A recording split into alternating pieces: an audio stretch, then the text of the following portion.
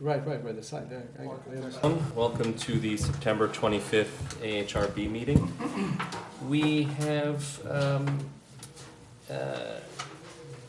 one item on the agenda that I suspect will consume the majority of our time, and so in an effort to move through some of the other applications that I believe will be relatively simple and straightforward, I'd like to put agenda item number 1, which is 100 Main Street, at the end of this meeting.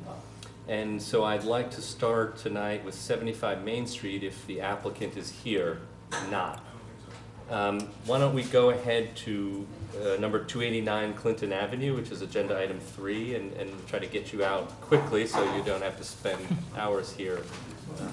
Yes, take the mic, introduce yourself, and take us through the project. We have one member who will be here in about 15 minutes, but we're going to start without him. So my name is Mark Silverman. I'm the homeowner at 289 Clinton Avenue. And my wife and I would like to grow some vegetables and have some plants in our backyard that are not consumed by the deer. Yes. And we'd like to put a fence in. And there are 3 parts to the fence.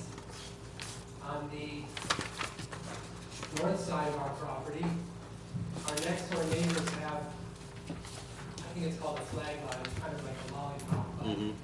The Jagers have a 500-foot driveway on the north side of our property that goes all the way from Clinton Avenue up to their house back in the woods. And the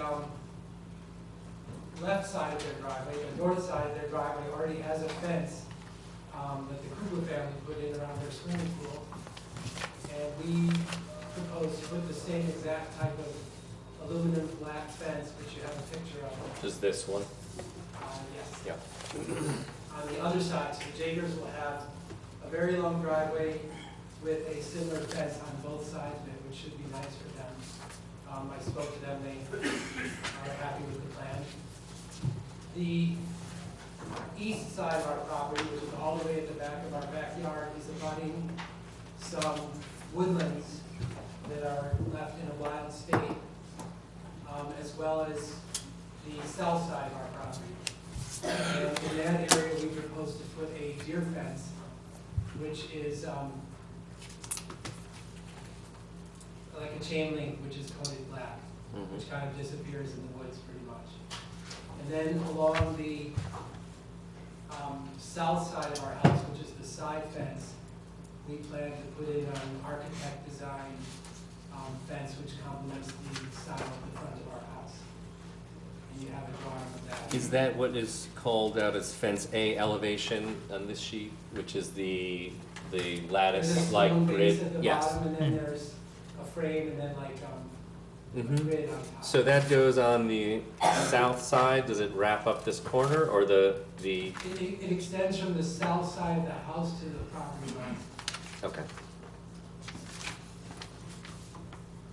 If you have any questions, please let me know. Don't think so. Are there any neighbors here?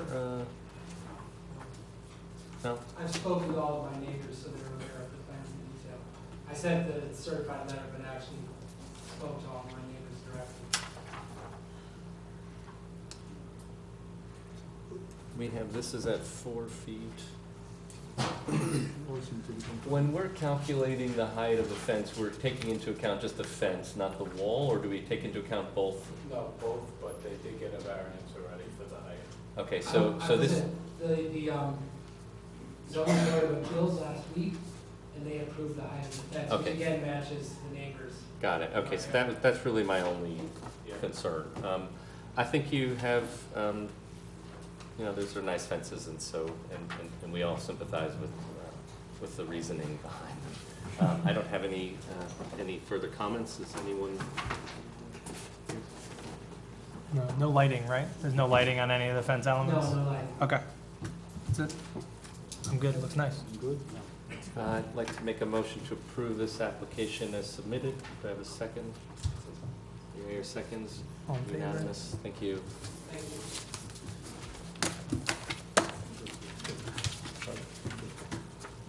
you. Number 162 Clinton Avenue, please.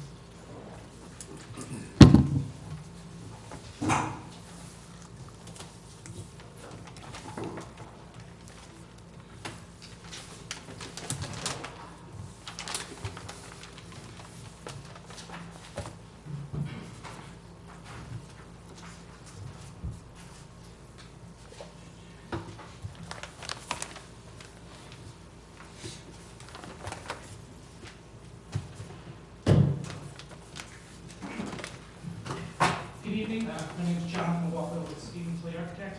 Here on behalf of Hoopers. It's great this evening.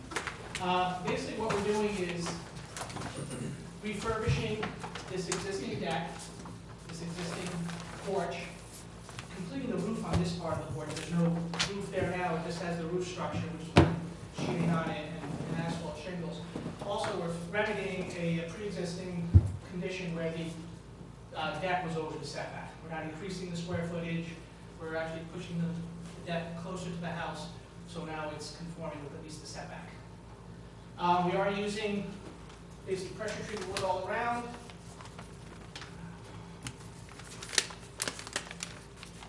That's the elevation from the back to neighbor's yard. And the deck itself will be the transcend in the dark color. So that's pretty much the extent of what we're doing. The shingles are going to match the existing shingles on the residence. Details are pretty much the same with what we have there, except the railing itself will now be in compliance. It's just older. It's actually a two-level deck, and it was a tripping hazard, and just time to refurbish the deck. Any questions?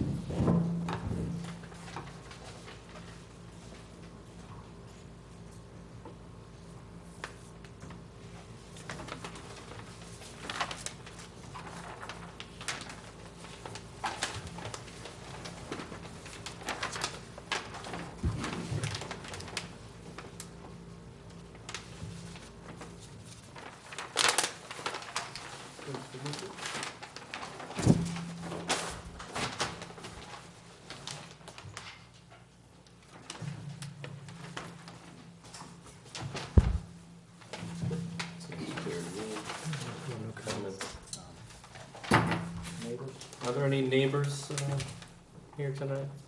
No? I think this is a fairly straightforward application. I see no issues here. Make a motion that we approve this as submitted. Second. Yeah, your seconds, unanimous. Thank you. Thank you. I'd like to come back to 75 Main Street at this point, and we're gonna skip ahead. We're gonna skip 100 Main until the end of tonight's meeting. So all of you who are here for that project, if you could wait a few more minutes while we address 75 Main.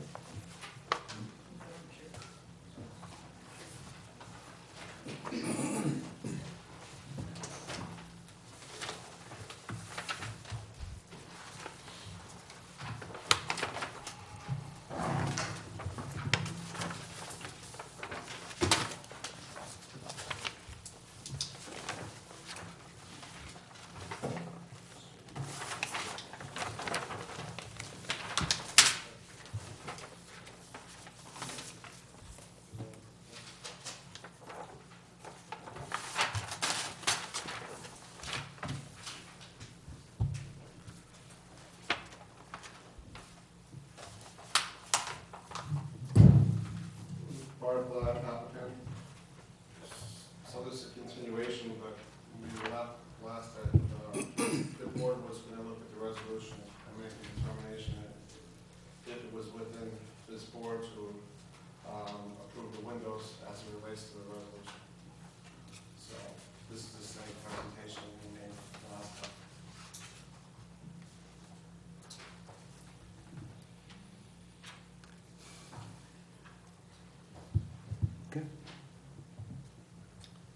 We submitted a letter from the historical consultant of the village, which I think you have, and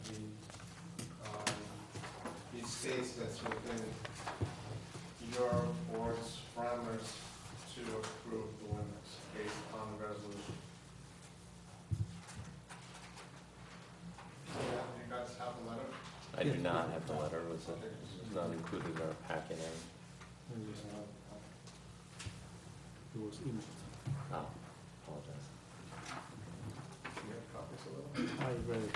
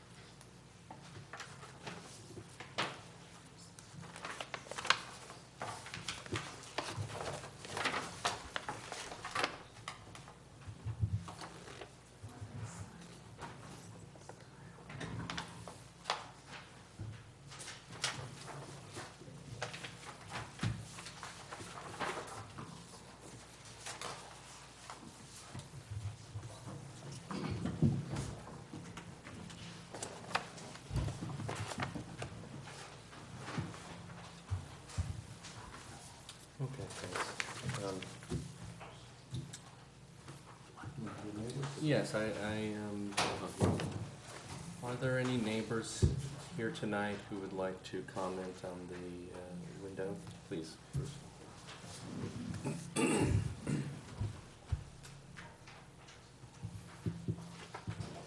Bruce Richards, 153 Main. Basically, the site plan conditions said that we're going to retain the neoclassical elements, which means do not remove or change. So I want to talk about that. But I'm not trying to argue against the main windows, the central windows, the double homes being removed. But I think it's really important to retain the side panels, and so I'd like to just read something concerning that. If we discount the assurances given by the mayor and the board of trustees and the opinions of the State Historical Preservation Office and deny that this is a historical building as was stated last week by the board, may the window alterations be approached simply from a grandfathered position and a similar, dissimilar architectural design within the windows themselves. The building has had this design and presence in the village for 100 years. Does this not at least fall under some aspects of grandfathering the issue? Can we wipe away by saying, as Ms. Shaw did last week, we cannot be a slave to tradition? This is accepted by all sides. It is accepted by all sides that the half rounds or fans are to stay. It should be noted that the side panels set up the spacing for the fan segments as the four panels are of equal distance as the distance of each of the minor arches that make up the fan. Is there a picture of the windows as they are now, today, presently?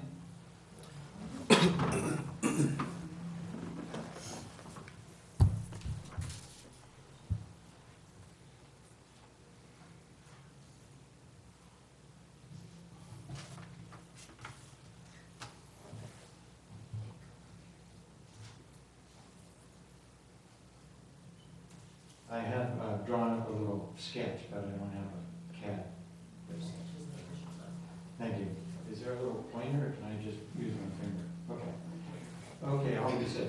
Basically, the distance of each of these, the four lights, is exactly the same as the design segments here. So therefore, the side panels are a part of the fan design, just as an arbor or a portal would be, which then sets up something for the main window. You can't actually, I'll go back to my notes because it's, I get it. And also it looks as if the blackness or the new design is wiping out the capitals and the columns of the older neoclassical design.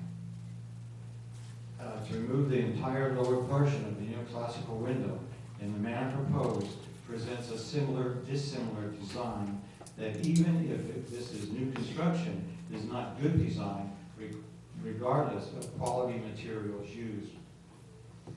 On the color choices, there are no other neoclassical buildings in the village that I could find that use black as a surround color. This village hall, the U.S. Post Office, the Masonic Temple at 18 Ashford, the Bell Telephone building, which is now the Horizon, the Dobbs Ferry Lutheran Church, all those are neoclassical designs and all have a cream colored or white surround. Examples of black can be seen on Cedar Street Grill and the parlor, neither of which are neoclassical. Returning to the white surrounds as seen in the 1920s photos of 75 Main is a better option. I have that.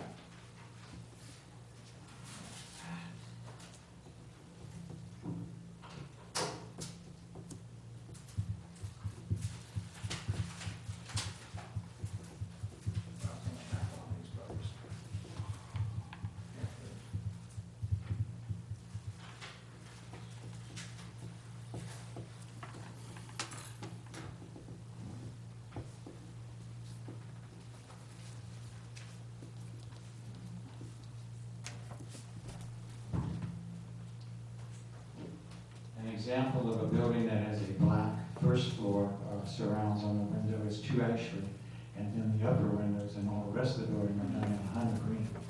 And so I just think it'd be great just to have this building return to that 1920s where you have all this white, and it opens the building up and does not darken it.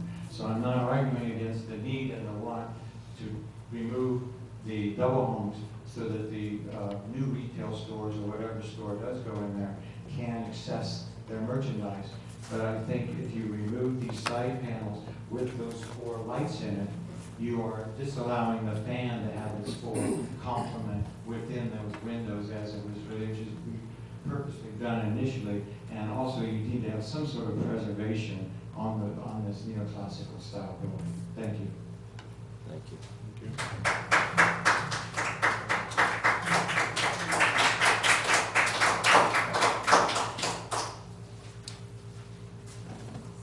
Are there any other neighbors who would,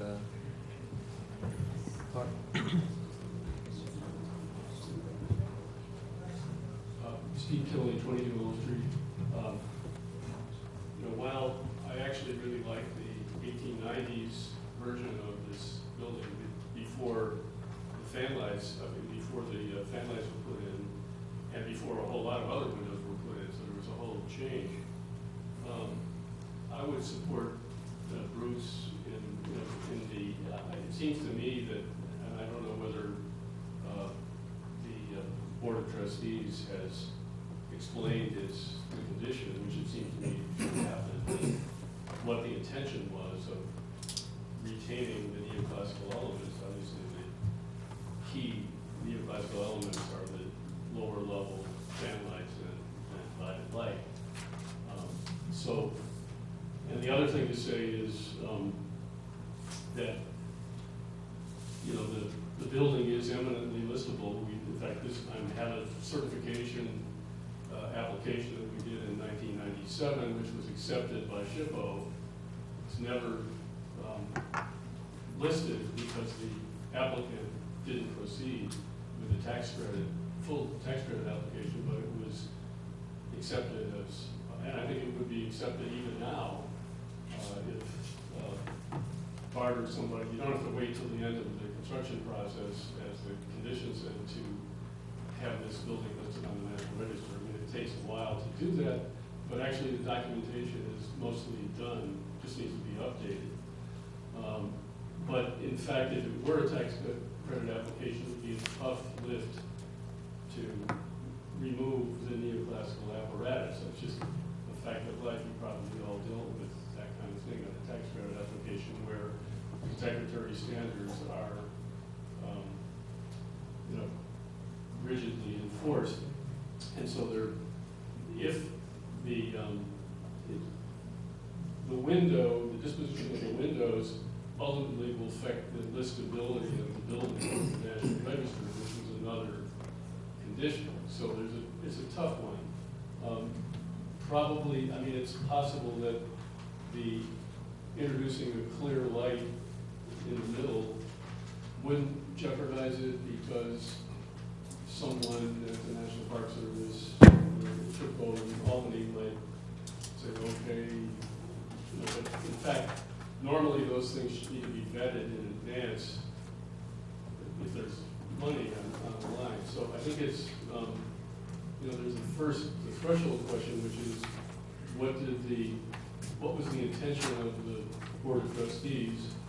And then if they gave you a lot of leeway, then what is the implication for ultimately Bart's being able to list it on the National Register? And I can't answer that question. It could be answered with an application, but I know that right now, you're faced with an application and you need to proceed. So I would support Bruce's compromise if all other things, the Board of Trustees' intention and the ultimate SHPO ruling kind of notwithstanding. So.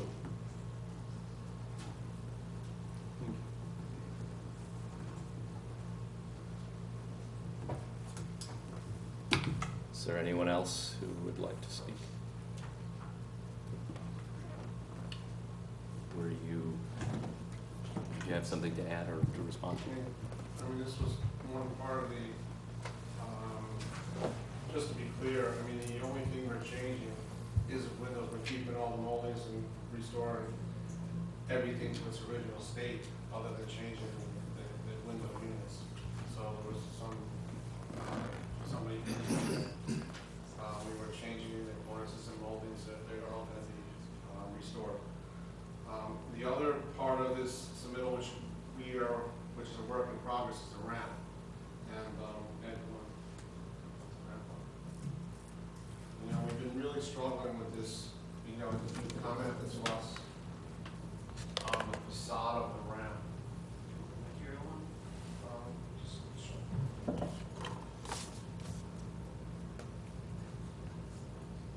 So, we proposed to you a very simple concrete facade on the front of the ramp, and we're struggling with introducing another material that may fight with the building.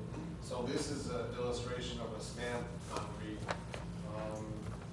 and we're not really, we'd rather it be just concrete than stamped concrete, so we're looking for more direction on this facade. I think, you know, this is the only thing, really, it's not that high, it's only it goes from 18 to 0.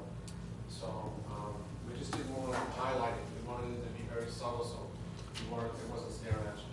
So that's, we have this, and then we have a concrete version of this. And then I got samples of the railing, which is a brass rail, which, that's the other piece. It's that one. So your intention with the concrete is that the color and texture in one option match the sidewalk? Well, yes. And then in the other, on the vertical face of the ramp, you provide some kind of texture. In this case, is it a kind of a fake joint? What are we looking? It's like, it looks like brick, but it's like a scab I see. concrete where they pour it and they just form it. And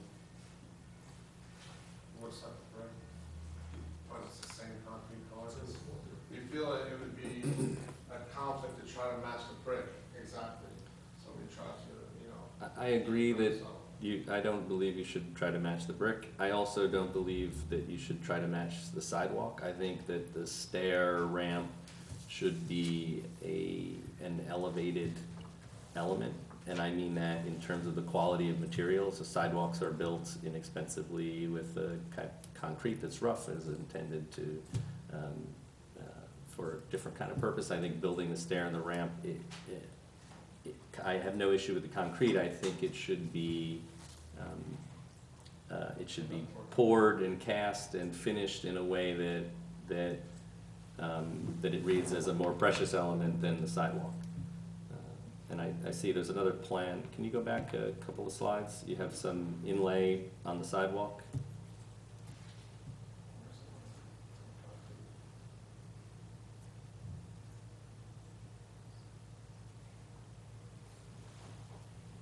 What does this represent? Well, this is the bulb out of the sidewalk, so that's the brick pattern that's existing right now. It's existing right now, so just the outlines of the sidewalk. Sorry, all of this is existing? No, that's new. That's what gets pushed out. That was in the resolution. That's our site plan approval. So the sidewalk is here, right, or the curb is here. Right. Oh, is this in our packet? I'm sorry. Apologize, this is in our packet.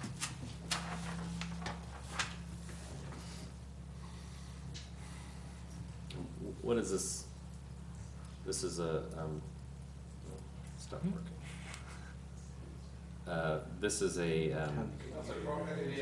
that's the crosswalk? I see, okay. To the curb cut. And this little bit right here, what is That's, I believe that's a storm drain. Okay, understood. Here? That's probably, I don't know, maybe that's where a tree was. Was it the bus line? No, the bus on the other side. Sign.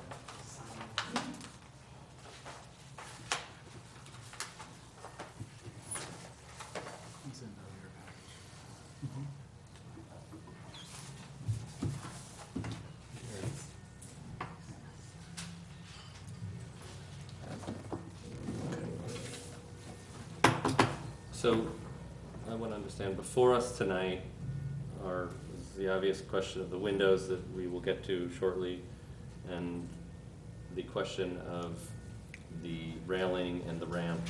Correct. The railing and the facade of the ramp, I guess, because the ramp is what it is. So. And this brick line along the curb, is this, Well, that where does brick that line fit? is just following what's existing, so that's not, we're not proposing that, we're just continuing what's existing. That's the outline of the sidewalk right now. And the 18-inch overall height does not require us to have a guardrail? You can, it's fine, I'm just confirming that, we just need a handrail, and Right, the just open, handrail. the open space is fine, is it? But it has to have the guard at the bottom. At the toe. So, yes, okay, so that's the 4-inch piece at the bottom, okay. We have a sample of the rail, too. Okay. Sure, let's see.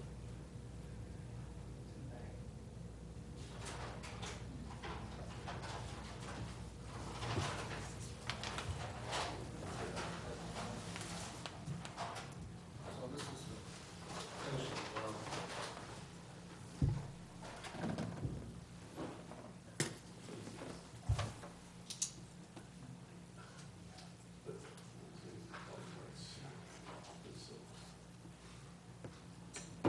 You have a round 1.5-inch section. We have a round section of it? Yeah, but these are just the colors, these aren't the actual sign.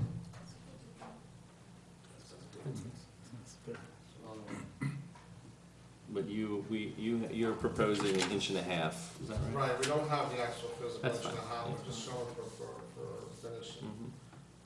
So you're gonna use this heavily oxidized version or this light oxidized version? This one right here.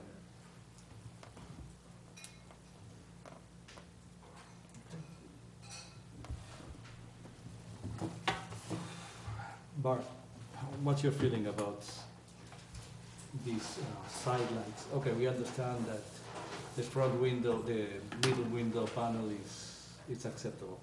What's your feelings about, what's your opinion on the compromise that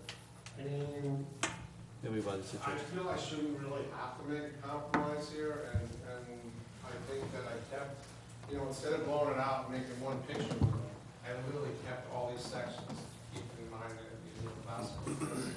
I'd like to have as much light come in as possible, and,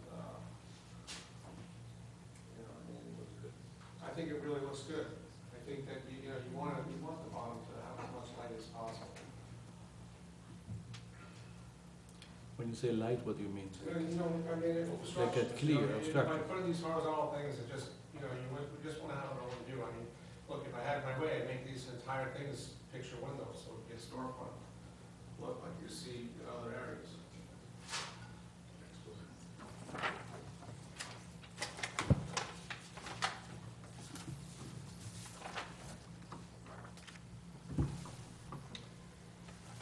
I think it's a clean design. It's ready to go. I don't think it works myself.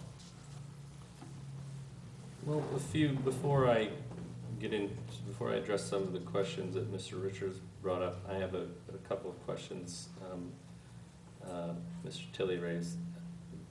Is your intention for this building to receive a tax credit and register this as in the historic register? No for tax credit. I mean, I'm not going down that path, but as far as I think the resolution said we had to fill out the application, it's just that, or the register. Our historical consultant has like mixed views on this building being a historical site.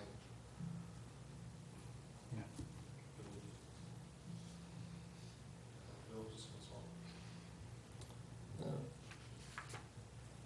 There, we have a representative from the Board of Trustees who joins us, and I would welcome you to voice any opinions that the Board of Trustees has in regards to this, if you would. Sure. Larry Taylor, village trustee. Let me address the second question first about the application for historic. As part of the conditions for approval, the way it was phrased in the resolution, this is all a matter of public record. Once the proposed project is complete, the New York State Office of Parks, Recreation, and Historic Preservation will be contacted by the applicant to assist in placing the Oceana building at 75 Main and or on the state and or national register with a copy of said notice provided to the village. Any determination, et cetera, it's not a decision of the applicant or the village, but the applicant and any subsequent owner use best efforts to have the Oceana building placed on the state and or national historic register. And there's a little bit more detail there, but so it's, the idea is that you're going to try and do this, and not just fill out an application, but try to get it put on the historic register. The other conditions for approval with respect to the architectural design, frankly, refer more to this board in referencing the community's concern that the building be restored in a way that preserves the historic facade. And I won't necessarily bore you with all the language, but it basically discusses incorporating the views of the Ahrb. The Board of Trustees not being experts on architectural design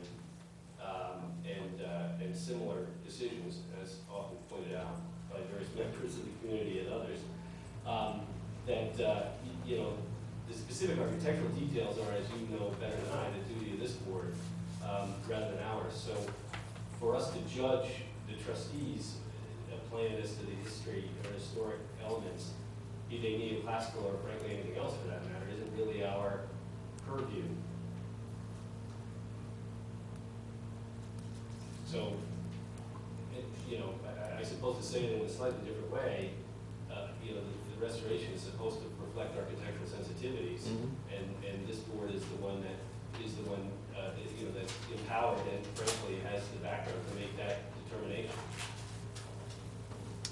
Thank you.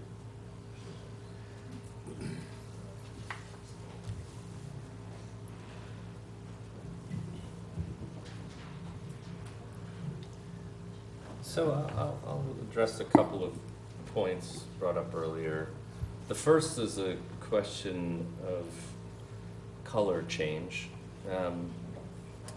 I see this in a sort of larger context of harmony with the building. And if we look at some of actually this isn't a good example, but the previous photo that was up, which shows, can you pull up that the one on the left there?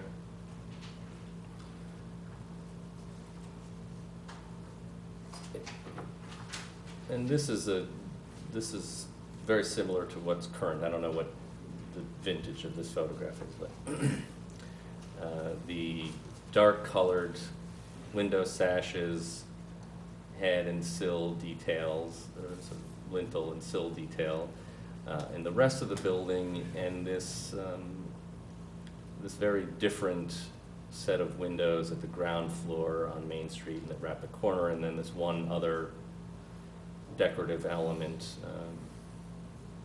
kind of halfway down the building. It seems to me, just from a color perspective, that what's out of character is the white or cream colored paint on the wood windows in the more decorative portion of the building. So I don't believe that a change in paint, when I'm done, and it will be a while,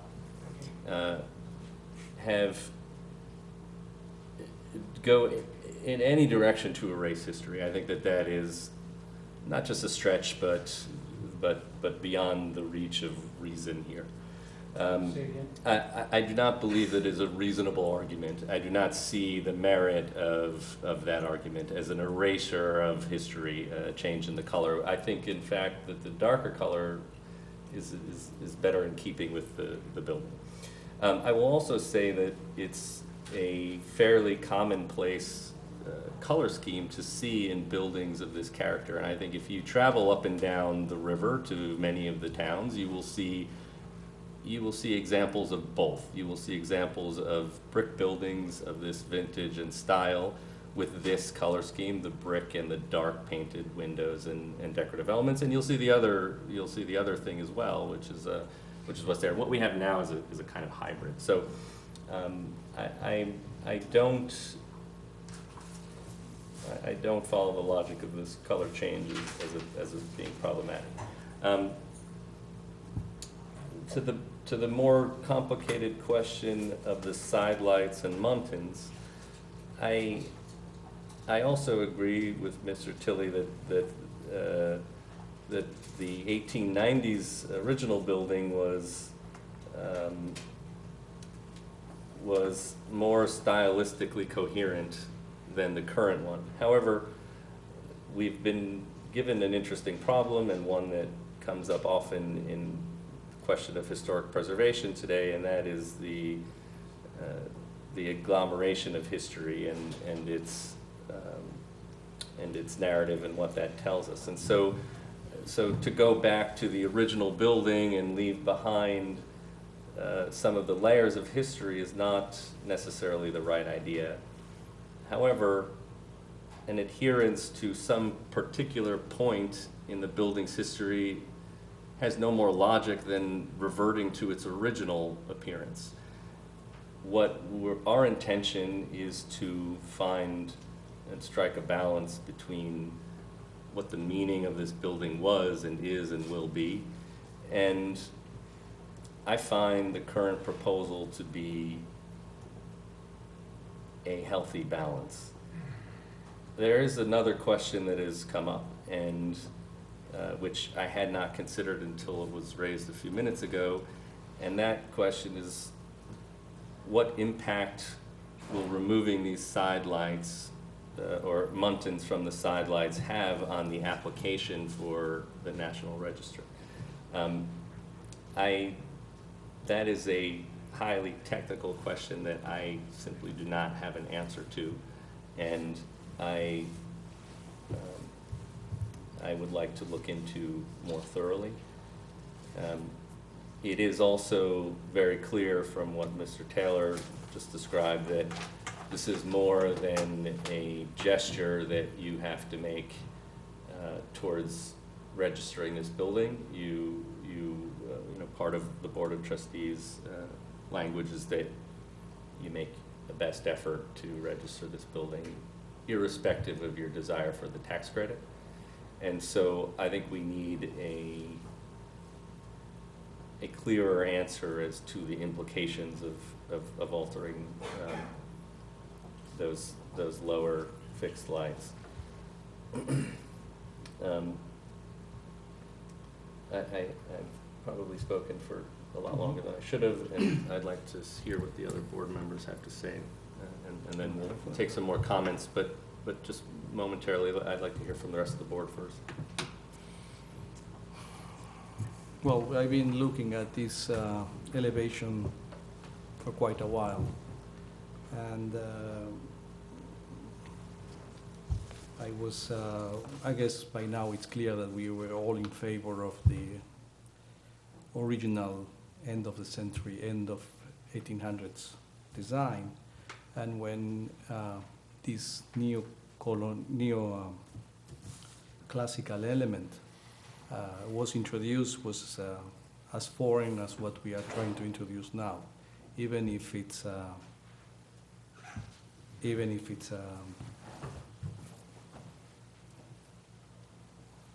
you know, it's not disruptive in the linearity of history or stylistic consistency of the building.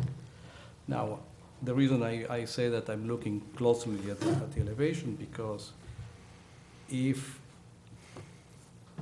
the will of the applicant or the intention of the applicant of removing that for making this building to function in this time and age, where retail is being challenged by everybody, or in the industry of retail is being challenged. I think that we should be sympathetic to the realities of retail today.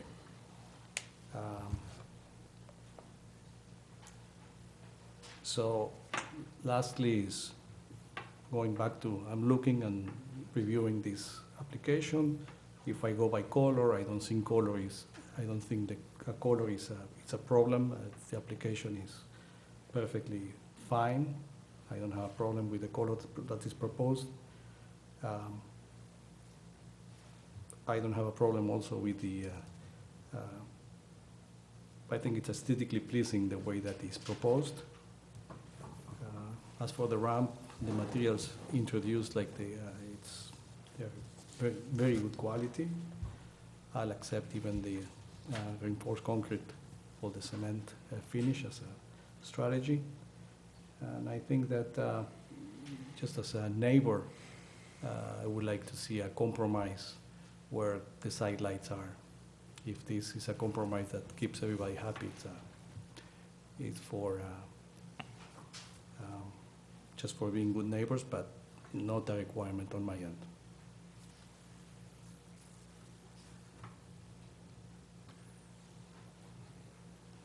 I believe the proposed redesign of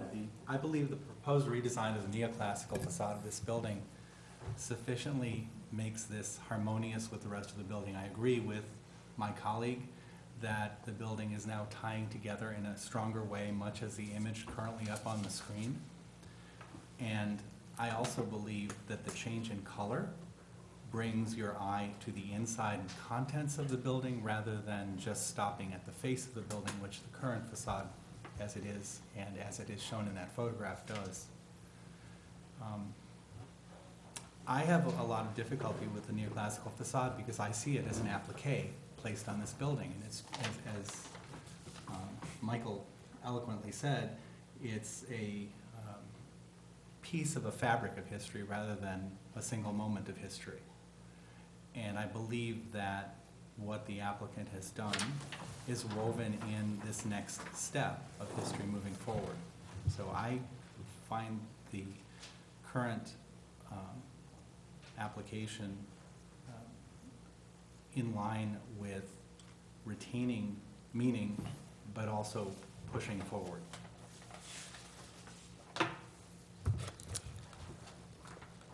I would absolutely agree with my colleagues about the architectural, the aesthetics of the architecture. The color would bring the building much better together from an overall look.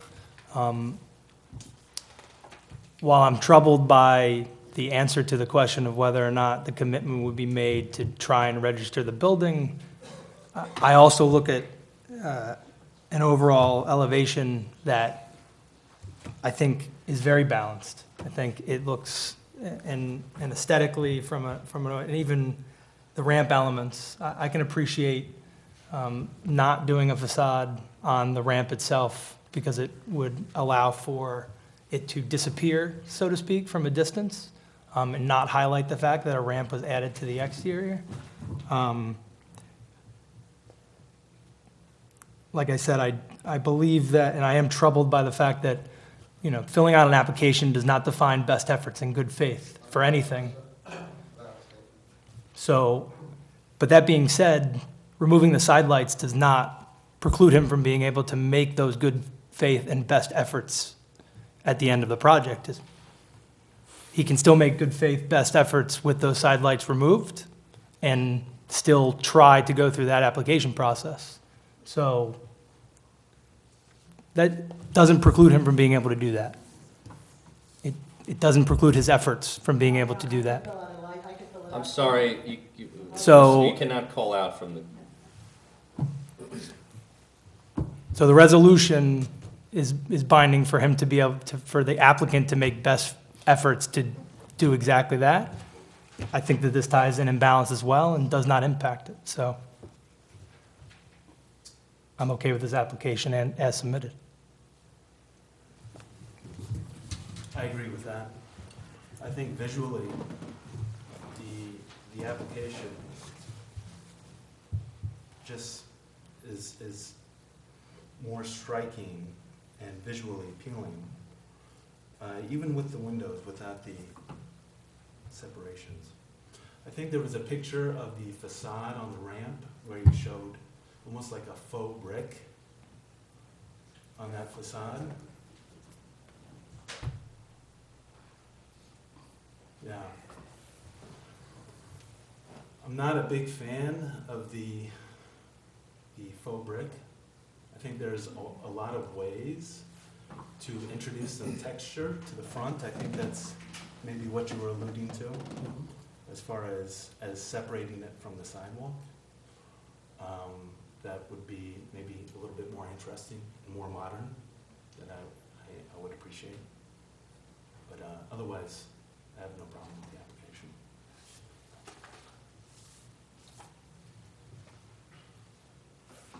Yes, Mr. Richardson. Just want to have one more bite of that. In the applicant, this is a picture of the building in the 20s. And again, what you're talking about in the upper floors, that's an overpaint from the original. So it has changed. But having been an art instructor for about 30 years, envision, if you can, I'll just try to give you a quick picture. Michelangelo's David, painted black. The whole purpose of sculpture being white is the purpose of the shadow indicating a greater sense of depth and sculptural qualities. When you paint something black, you do away with the sculptural qualities. The only sculptor I can think of who used black was Louise Nelson. Other than that, usually the sculptural treatment is painted white. And that is also why most neoclassical buildings, and I still say that this is not a bad use of the neoclassical, this particular rendition of it has been on this building for over 70% of its time on this planet. So, and also, and finally, in the site condition plan and the mayor's newsletter of November 16th, it says retain. Retain does not mean remove, change, or alter. It means retain. So there's got to be a little better compromise. And the fact that there's a concern about how much light comes into the space, I don't think the 4 lights on the side, the mullions, those 4 1-inch strips, are going to make a huge amount of difference in the quantity of light that's going to be coming into that building. So I know it's a done deal and it's cooked, but I don't think aesthetically you're speaking from a very sound position. It looks more like a wrought iron building now, which gets you back into the 1890s.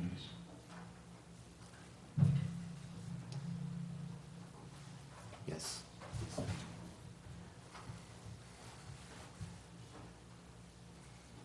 I'm on a bum leg today, but I'll get here. Just think, the color that is being proposed is dreary, sad.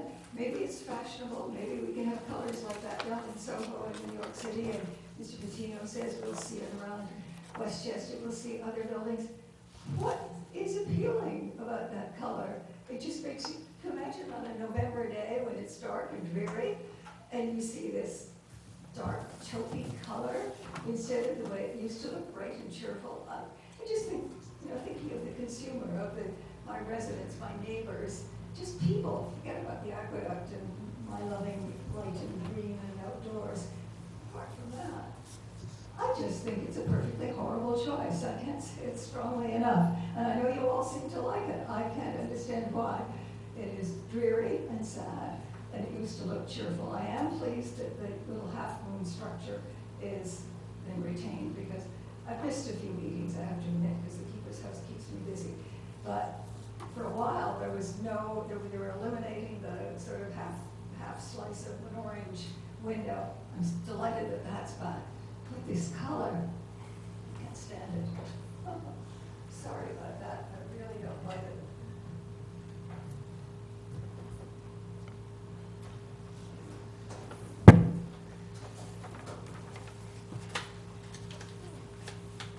Hi, I'm Maggie Segridge, president of the Chamber of Commerce here in Duxbury.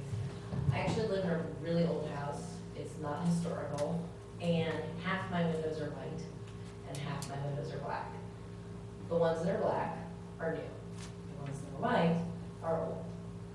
The black ones are amazing. they don't show dirt. I live on Broadway. Cars go by, trucks go by. The white ones are filthy. I have to wash them all the time. The black ones, I still have to wash all the time. So being that this building is on a main intersection of our village, I think it's important, especially in the business district, that we introduce something that is aesthetically appealing and easy for a retail location to care for.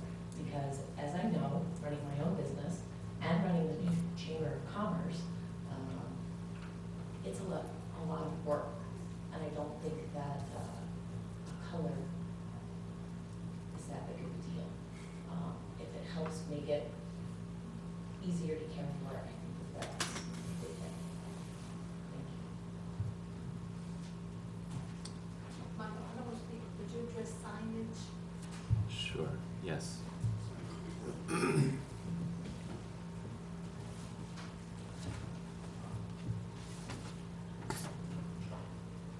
Hi, Vicki Jones, 55 Grandview, Dobbsbury. I have a couple questions, and one of the concerns is, the stipulations in this application being approved to begin with was to preserve the historic characteristics of that building. The village was supposed to engage a architectural historic preservation person to work with the village to ensure that those qualities were met.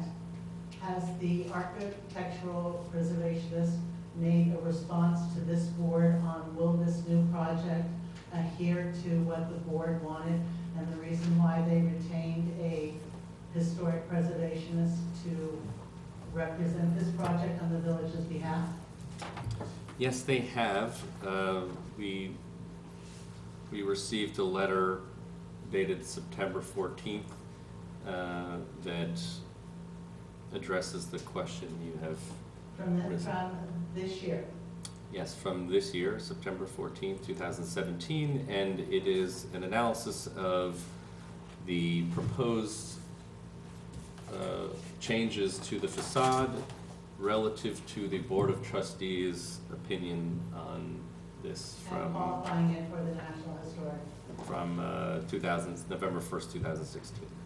It does not address the one question I brought up, but it does address, there is an interpretation of, from that preservationist. Yes. I think that it would, I agree with your question, thank you for raising it. It is a nice looking building, but it's going to be metal, it's not going to be wood, it's going to be cold.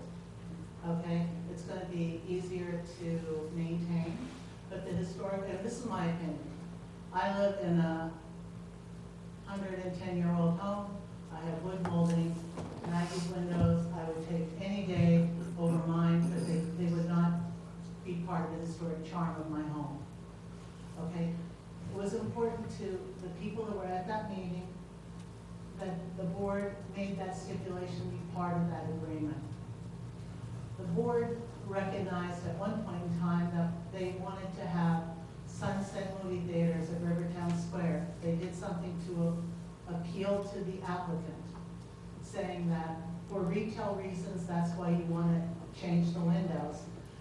Retail people come and go in this community. That building is a sustainable building, it's a landmark building. It should be like an anchor. And to change those historic feelings, I mean, like, I'm looking at it, and I drive to work every day. The only time I stop to look what's going on is when something huge catches my eye. The building that Christina built across the street from it, it should mirror. They should, it's like if you look at the two buildings. I know, but we're here, we're talking about this I know, particular but- building. I know, but I I'm just refuse to saying discuss another building. We have a I'm lot just on the saying- agenda, Okay, so I just please wanna make wrap the this point, up. and yes. Okay, I just want to wrap it up. I think that it should mirror the community, it should not change the tone of the community. And by using metal instead of wood on that facade, it's going to change it. I know you guys are going to do what you want to do anyway, but I really feel that this is a violation of the spirit of what the Board of Trustees passed. I truly feel that way, and I think the community will feel that way. One other question I have that I haven't heard asked or addressed, but I haven't been watching or following this really as much as many people have, is what will happen to the bus stop that's currently located there where it's bumping out? Has the village petitioned Westchester County in relocating that bus stop? And where will that bus stop go now that that's being bumped out? And where will that, change the allocation of the parking constrictions on Main Street? Just, bus stops are important in the lower Main Street, and, I drive to work in the morning, I have to go around a bus, and if that bus stop's not there, where's? I'm sure you understand that the location of the bus stop has absolutely nothing to do with what we address at this board. It simply does not. Was that only a Board of Trustees decision then to bump it out?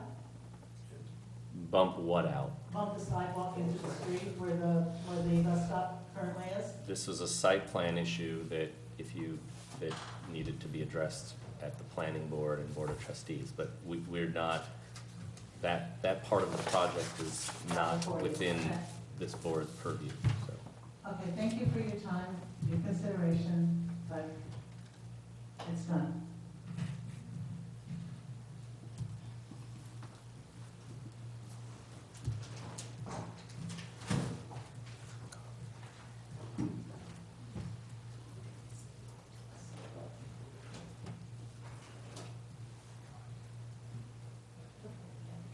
Judith Doolan's Five Grace Terrace.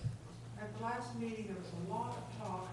I had two things I want to hit as briefly as possible, but one of them is this one, Vicki just addressed. So let me start with that. There was a lot of talk about what the ramp was really going to look like, how wide it had to be, what the ADA requirements were.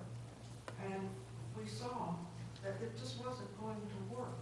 Something was going to have to give on the side, on the building. It wasn't, we're going to be able to put that ramp there and leave a way that even maybe one wheelchair could stay on the sidewalk. So there were drawings and stuff about an apron that would take the sidewalk out into the bus stop, out into the, at least one, I believe, of the parking space.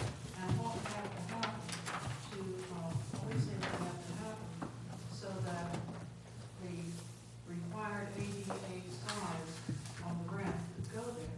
And I concluded, and I spoke to this point, that it's clear to me that those of us that hope to retain something of the historic character of the building have lost the battle, because the ADA ramp has to be where and how it's proposed. And when they start working on this, then they're going to start saying, well, we've got to do something to the front, because otherwise we don't have enough room to fulfill our obligation to the ADA requirements. So really, I gave up. Just want to say one other thing. I am very disappointed in a couple of things. A question first. So where can I see this analysis of the changes that the historic preservation specialist that was retained by the village said? I mean, I can't imagine an historic preservation specialist saying these changes, no matter how beautiful they might be themselves to people who have that kind of aesthetic in their mind, are not going to be eligible for the National Register. I'd like to know where I can read what our hired experts said about that. Well, I'm assuming that this is on record at the building department. This is the letter that was submitted by Richard Henry Baer on September 14th. I just received it today. This meeting. I somehow missed the email, but I would suggest that you visit the building department and have that and request that letter. Okay, and what letter am I requesting exactly about? This is from Richard Henry Baer, architect, B-E-H-R, dated September 14, 2017, and addressed to Mr. Edward J. Laird. And the subject is 75 Main Street, storefront windows. Edward G. Laird. Laird, L-A-I-R-D. Oh, no, I didn't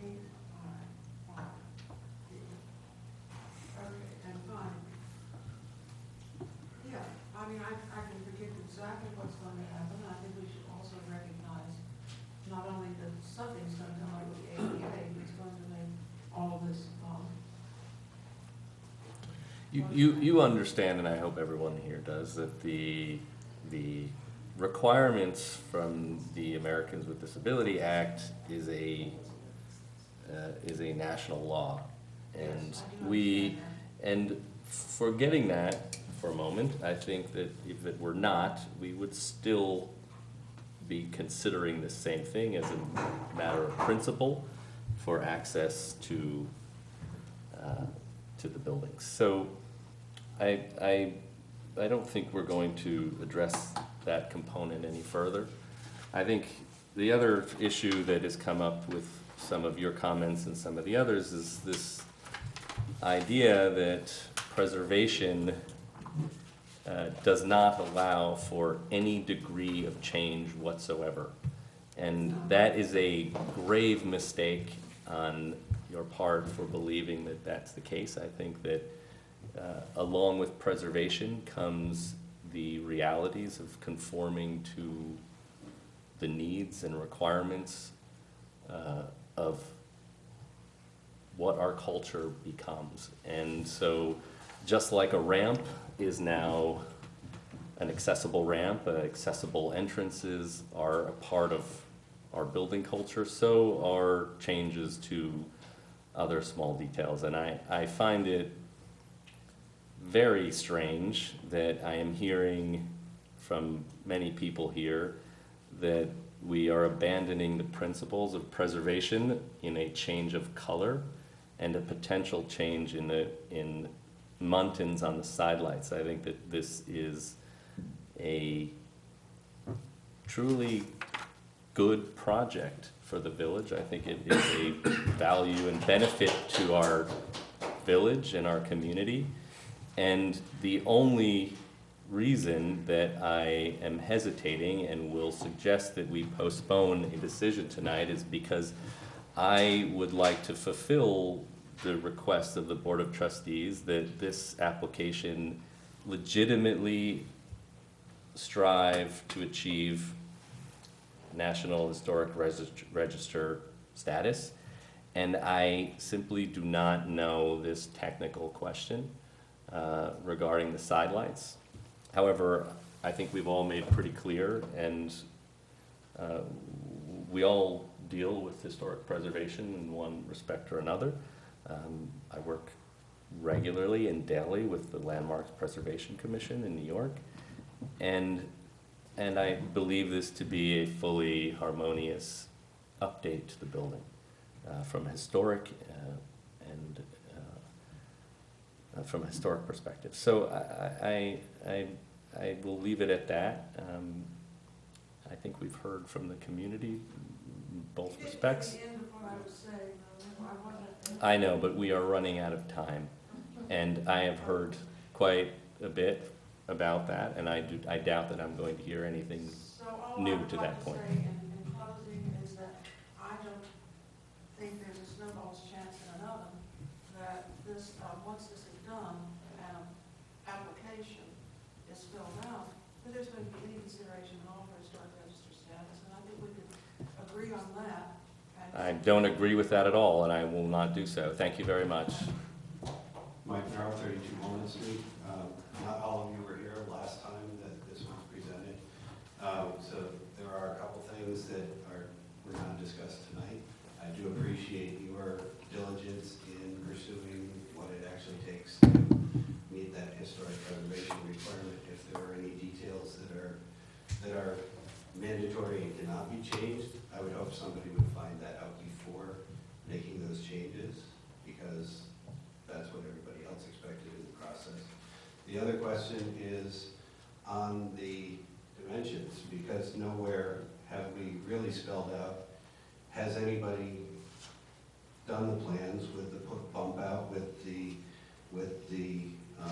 ramp itself, with all of the accessibility space that's required, and then once you bump it out, is there sufficient room with the bump out on the curb for the same people and wheelchairs to get around on Main Street? itself. Was We've seen the- the pictures, we've Yeah, seen, thank you, I get but was this the ramp brought before the planning board? No. They denied it, and then the Board of Trustees okayed it, but the planning board has not okayed it. Okay, I'll inquire on our behalf, thank you. but again, the specific dimensions were never discussed. I mean, this is one of those things where you can say, well, it was somebody else's purview, but nobody's looked at it. The Board of Trustees. I got it, yes, I get the point. Measure it. Thank you.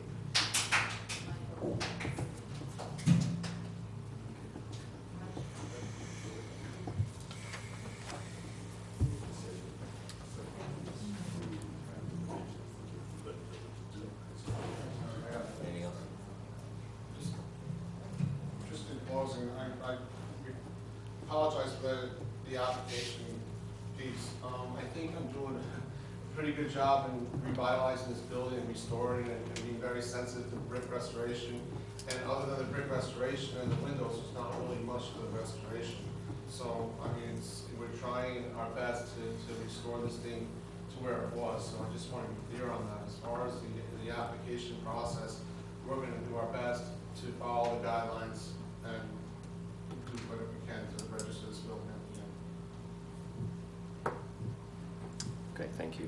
The other thing is that these site plans are here, the site plans are at the building department for months. You can see the setbacks and the dimensions and everything that were approved, and everything that's at this board has been submitted for everybody's view, so it's all there.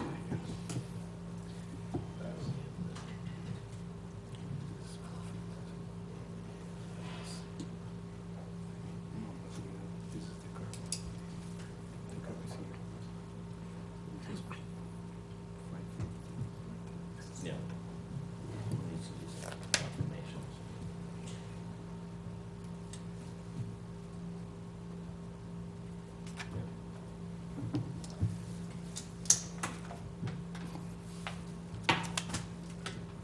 Just to address this planning issue, the plan we have does not have a dimension, however, just scaling on the drawing, it appears to be 6+ feet of sidewalk that remains between the ramp and the curb. However, I think we will request of the applicant that you provide those additional dimensions for us, and we will confirm with the planning board that they do not have any concerns there. But just, I'll be very, very quick. Sure. The bump out was approved by the Board of Trustees as part of the site plan approval process, and with that was presumably also reviewed by the building department, who was also involved in the review of the application for the ramp. But by all means, all of these dimensions should be reconfirmed to make sure that there aren't any other issues, but they were part of the process as part of, well, at least part of 2 separate meetings with our building inspector, Ed Manley, having been involved in presumably doing the calculations and making sure that it all made sense. Thank you. Can I have just one more question, please?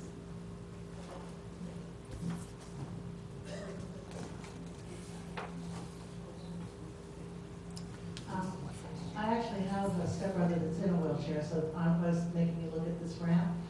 Has the county ADA or somebody looked at the specifications of this ramp?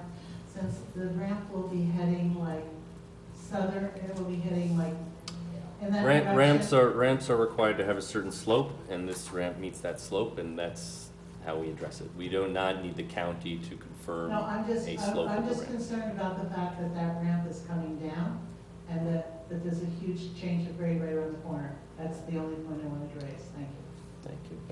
But there appears to be about 10 feet before it turns the corner, and the way that that turns are considered, 5 feet would be sufficient to contend with that. So I see no issues with the question you raised. I think we'll put an end to the comments for tonight.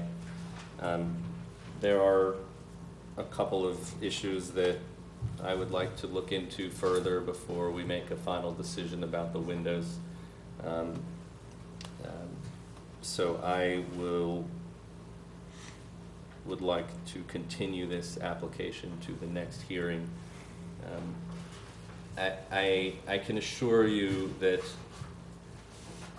at the next hearing, I've heard everyone's comments. I've addressed them. The last remaining question is this one of the side lights and the relevance to the National Register application. And so we won't be addressing the issues that we've been through tonight again at the next hearing. We'll be looking at that one issue only. So I'd like to make a motion, we continue to the next hearing. Do I have a second? Yeah, your seconds. No, you abstaining? I'm good. We'll continue. Unanimous. Thank you.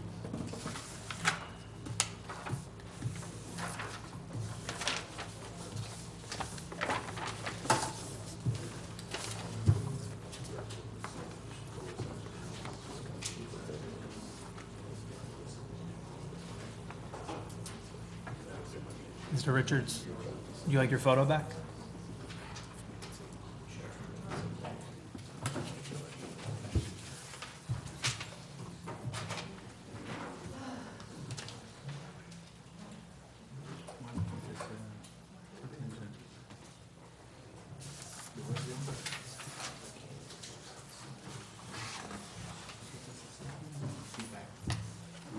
Main Street, please.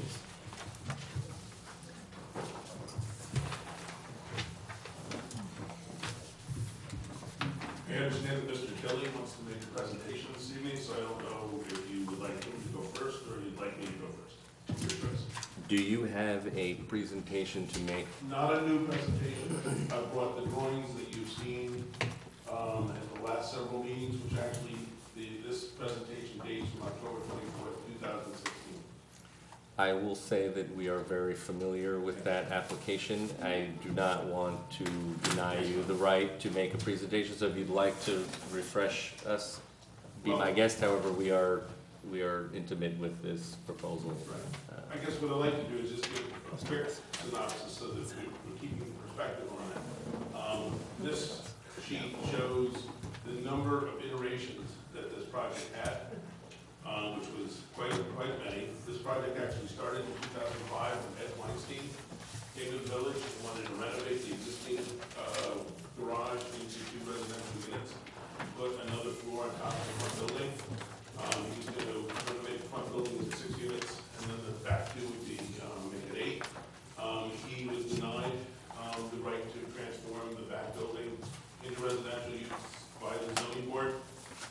We came along in 2008, went to the zoning board, and the building department at that point was saying that nothing could be done with that building because it was non-conforming and it had lost its usability because it had not been used for 6 months. We got the building to be allowed to remain as a garage for storage. The zoning board permitted that. The new owner contacted us in 2014 and told us that he wanted us to investigate potential development of the property. We, knowing that the building department had previously indicated that the back garage should be removed because of the condition that it was in, we did not try to keep that at all. Our first submission to the board was a 4th floor on top of the front building, an addition on the back of the front building with a total of 6 units in the existing building and 6 new units in the back building with an elevator core in the center. And that plan, just coincidentally, had a setback to the aqueduct of the 10 feet. It did not have, however, parking on the site.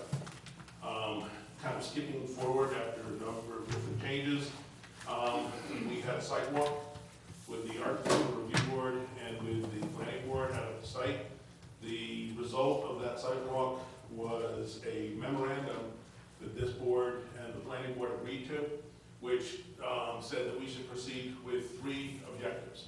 One objective was to have all parking on site, was required. The second requirement was that we make an effort to duplicate the character of the existing garage structure in its current location. Similar size, it didn't have to match exactly. There was reference in that to us providing, if we were going to do dormers, they had to be very small. In the end, this board felt that it should really not have dormers. The third condition was that we would enclose the circulation, the stairs and the walkways on the top. We made those changes. We brought the matter back to this board. This board recommended approval of that in November of 2015. In January of 2016, the planning board recommended approval, but with a very strange condition, I guess. They said they would prefer it, not that it had to be, but they would prefer it if the top story was removed. So we had proposed 3 stories above parking. We went to the Board of Trustees. The Board of Trustees said they would prefer not to consider the resolution in that kind of a condition, that we should return to the planning board and get resolve that with them. We went back to the planning board. We met with them at the March and April meeting. By the May meeting, we agreed to remove the story on the top, and we reduced it from 4 units in the back to 3. The front building at this point is not being renovated. We went to the Board of Trustees. The Board of Trustees asked us if we had gone back to the Architecture Review Board. We said we had not. So we came back to this board. We appeared before you in July and August of 2016. At the August meeting, this board basically said we have a couple of concerns. You identified the ability of being able to see the cars from the aqueduct, the feeling that the base of the building was like a false base. It didn't seem to have substance, and there was another concern, I think, was with the way the roofs in the front were facing the street.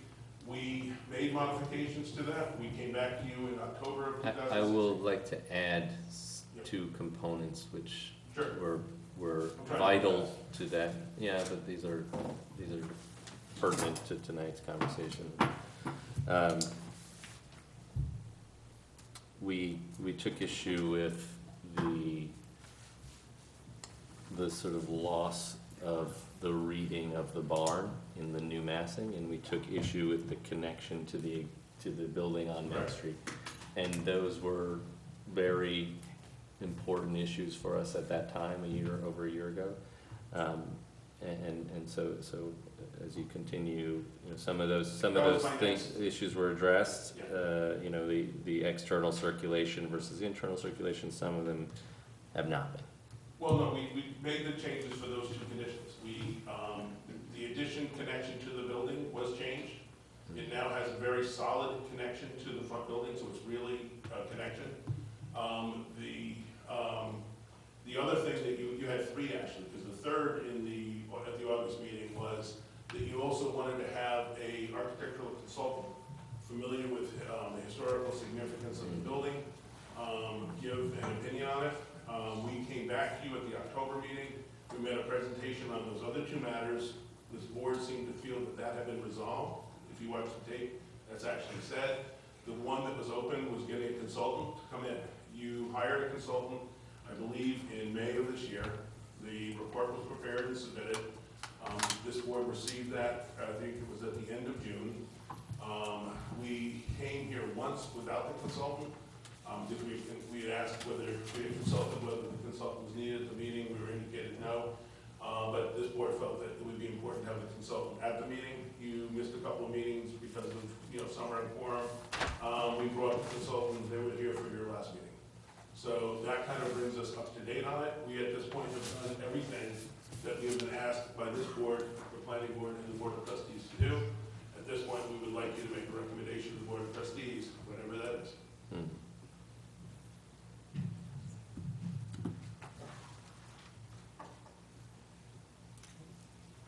Unless you have something you want me to show you, I don't think I have anything else to say. Okay. I believe we are waiting for a presentation from Mr. Tilley.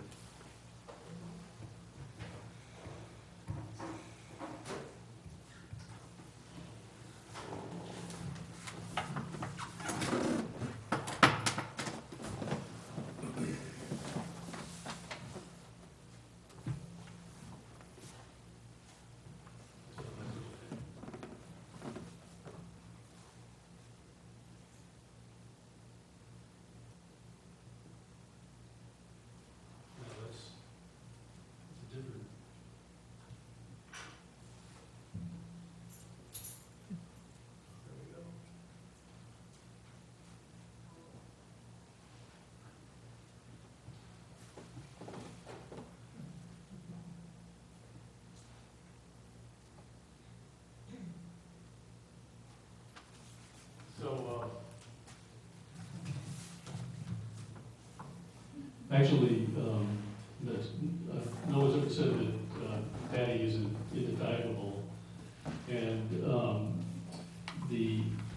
what I really am doing here is two different things, using this application as a kind of jump off, and with your indulgence, it's the kind of first salvo in the establishment or the application for an historic district, a downtown historic district, which is centered on the Old Corbin Aqueduct.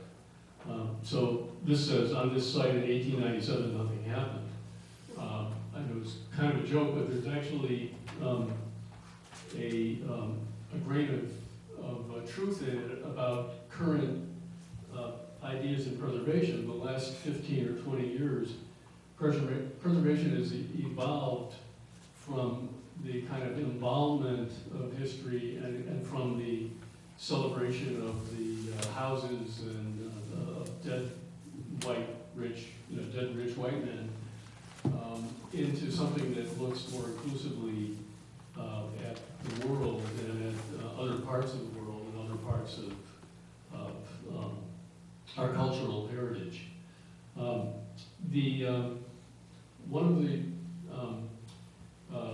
criteria for establishing a historic district is that it includes properties which though not inherently valuable on their own on an aesthetic or historic basis, are part of a collection of structures which together serve as tangible evidence of a community's cultural heritage and historic identity. In other words, this is again broadening the notion of preservation to it's the stories that we tell about ourselves, the stories that survive, and how we transmit our history, both physically and in terms of culture. So this is a map. The Hudson River is on the top. You can see Cedar, Broadway, Palisade, Main Street, Google Earth.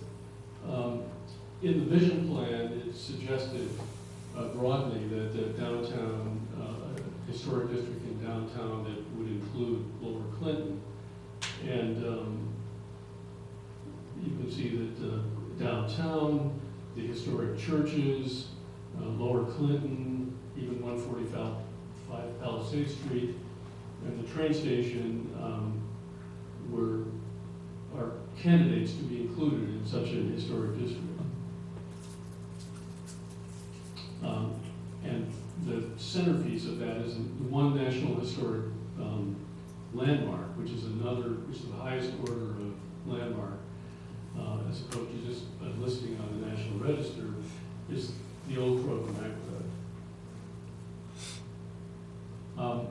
The suggestion here that I'm making is that a downtown aqueduct-centered historic district would retain outbuildings like the 100 Main Street Barn and others to preserve the full story, rich and poor, working buildings, fine residents, and important civic monuments alike. The goal is not that they are frozen in time, but that adaptively reusing them both makes them useful and preserves a broader, more inclusive story about the village's history.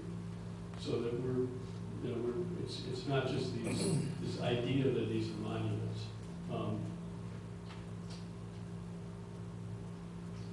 If you look at the map of 1884, you can see that the village was quite rural. In this map, the Hudson River is at the bottom, and you can see Broadway sort of stretching around, and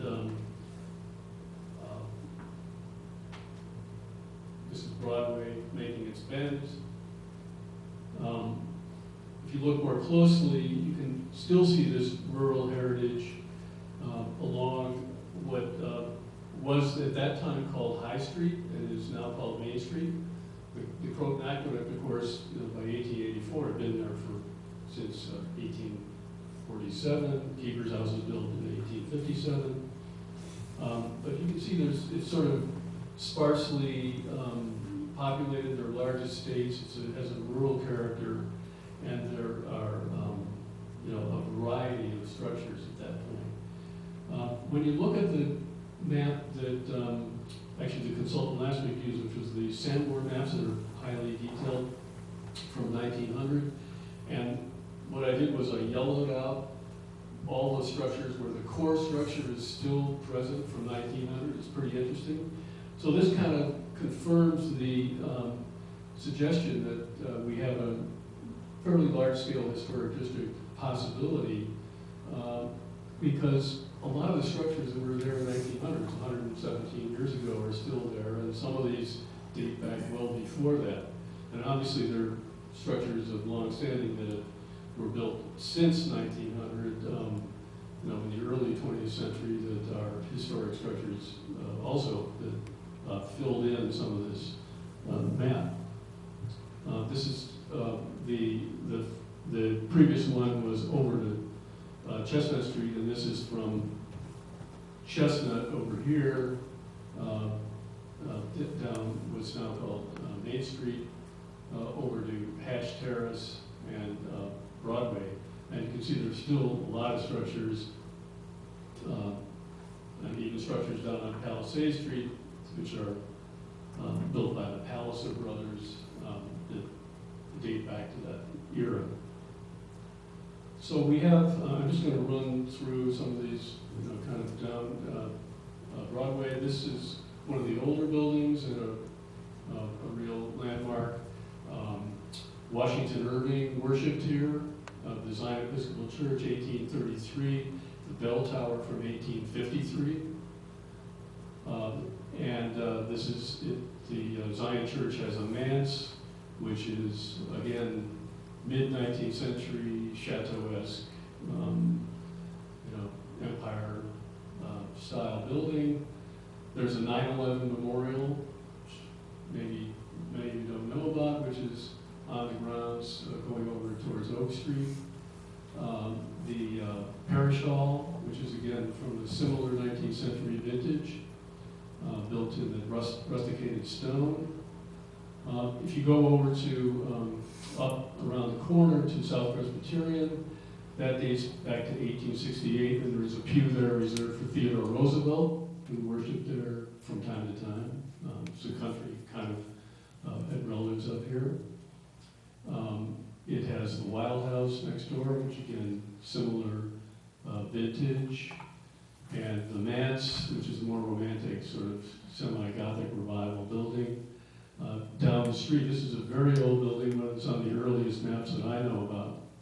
And it could be, I'm imagining it's may have timber framing and it may be early 19th century, conceivably late 18th, I'm not sure. And then other historic structures running along Broadway. This is at the corner of Oak and Broadway. You may recognize this building by a well-known local designer, or actually added to by a well-known local designer. And restored. And then you move down to the Summerfield Methodist Church, which is now a synagogue. It's had a variety of lives. Adjoining that, kind of Victorian, rambling sort of folk Victorian porch on the corner. Heading down Elm Street, if you go back to the aqueduct on Main Street, there's this outbuilding sitting right on the aqueduct, this Tudor revival structure in the corner that goes back, again, these go back to 1900 at least. What the building currently occupied by Bruce Richards had been the library before that. Was touched by Bertram Goodhue, who apparently also had something to do with my building. On the east side of Main Street is, again, part of a collection. Back, not many people can see it, but it sits back there before you get to Sam's. But all along, if you look at this map, there are a whole set of outbuildings that are associated with these buildings and with life in and around downtown, including along the aqueduct. And some of these buildings survive and some of them don't. But it's it's a really important part of the character of the village. It's a part of the story of the village, going back these vernacular buildings that are part of a collection it seems worth maintaining in order to tell the story.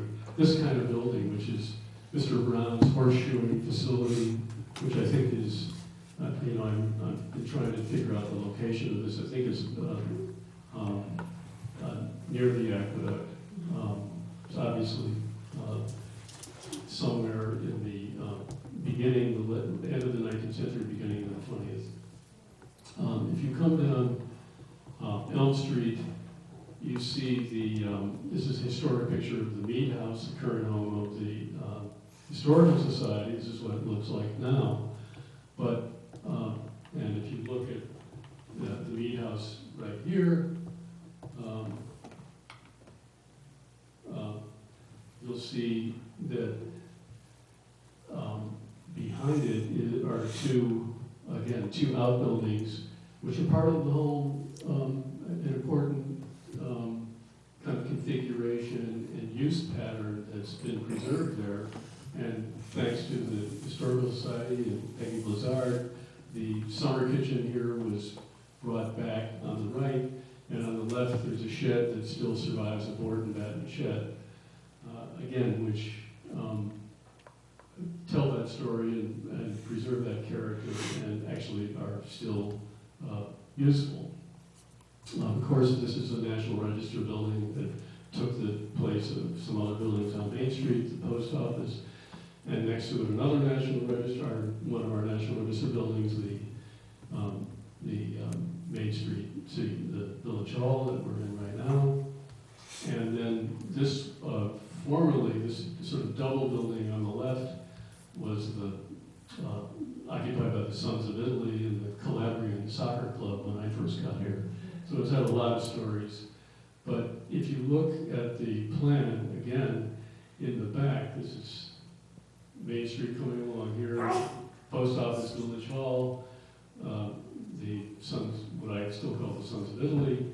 In the back was a barn structure, which then was adaptively reused and still exists under that aluminum siding is a wood frame building that was there pre-1900. It's got a vintage kind of sway to its roof line, but it's been adaptively reused as a residence and survives. And then, of course, the property that I'm now kind of temporarily inhabiting.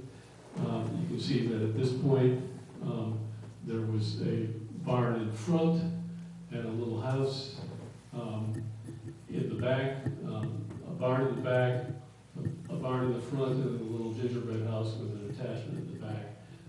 The middle building wasn't there yet. Then it was transformed into the Washington Theater. This is a vestige in the 70s where everything had been stuccoed, like a lot of things in Dobbs Ferry, and was used as a moving company after its life as a theater. This is 1914. You can see that these are barn structures, and really circumstantial barn structures. And going back, this is after it was obviously built between 1900 and 1914. The barn in the back, and then another barn across the aqueduct with a little kind of a, I don't know what's going on with this thing, but anyway, some steps heading back up across the aqueduct.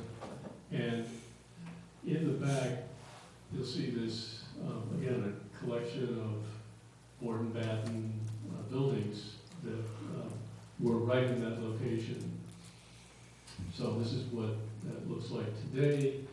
On the top is the condition from the street, and the bottom is the condition of the barn, which is very similar to the condition of the current 100 Main Street barn. This is the barn that we kind of took over, and structurally and in a lot of other ways is very similar condition. And this is what it looks like today on the inside and the bottom. and from the street. So it's been adaptively reused. It hasn't, every little feature hasn't been maintained, but it's been brought back into use. But retaining the history, retaining the story, retaining the connection to the physical connection to the aqueduct and the street.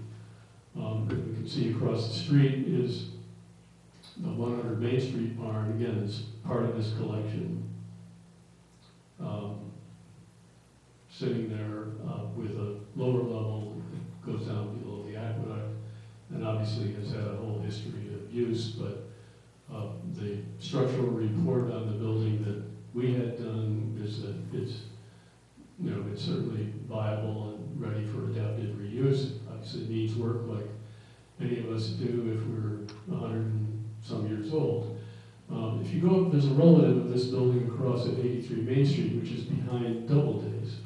So this is a early 20th century building. You can see the clapboard on the upper left, which is showing through, kind of a similar clapboard to the barns, to my barns and 100 Main Street. And this is a plan for its bringing this back into use, potentially dooring it out as either residential or extending its life as a commercial building, serving that site as it has. So it's, again, keeping this building in use, adaptively reusing it, and continuing to be able to restore the development of the site. As you move down the aqueduct from Elm Street, the Gagliardi's house, built in the 20s with bricks from the brewery at 145, down by 145 Palisade Street, and uniquely vernacular brick building, simple, sitting right on the aqueduct and using the aqueduct for access, and access for the adjoining building. Reaching out to Main Street, you can see the Oceana building in the background. Across the aqueduct is the manse that was associated with the Somerville Methodist Church, and then house at 12 Chestnut, currently the Lazards next door. And if you look at this historic photograph of that situation, you see the church, you see the manse, and then you see the aqueduct. It was really interesting. It was really kind of a working trail. And again, you see these vernacular structures, part of the story, that are near along the aqueduct. The aqueduct is this kind of rural vestige. Again, at 12 Chestnut, you see the 1855 board and batten barn, which actually has a whole story down below that's been adapted and reused, still is there, telling its preservation story. This is across the street. This is very interesting, 1930s. Housing looks like housing in Seattle and Portland, really successful, kind of interesting. I think it's worthy of inclusion in a district. As you move down, there of course are great views, which we need to keep in mind as we look at projects. Running along the aqueduct out to boat traffic and the river, that's part of the experience. And there's still this sort of rustic vestige of foliage, natural, the natural world that's still present as you move along the trail. It's really part of that experience, and it's part of going back to that history.